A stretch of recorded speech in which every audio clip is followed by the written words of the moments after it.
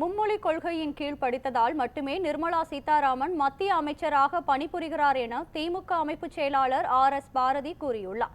சென்னை ராயபுரம் கிழக்கு பகுதியில் திமுக சார்பில் பொதுக்கூட்டம் மற்றும் நலத்திட்ட உதவிகள் வழங்கும் விழா நடைபெற்றது.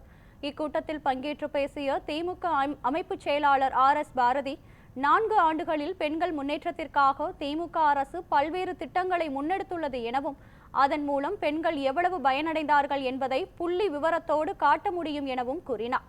மத்திய பாஜக அரசு தமிழ்நாட்டையும் தமிழ் மக்களையும் எப்படியாவது ஒழித்து கட்ட வேண்டும் என நினைப்பதாக குற்றம் சாட்டினார்.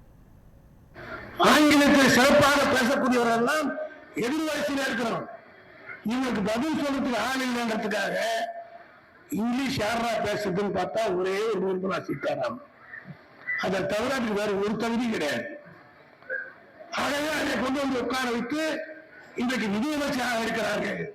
இந்த தமிழ்நாட்டிலே இருமொழி கொள்கையை படித்துட்டு போனதுனால்தான் அங்க நிதியமைச்சராக இருக்கிறார்கள் தவிர இவருடைய தனிப்பட்ட தகுதி இல்லை என்பதை புரிஞ்சுக்கிறோம்.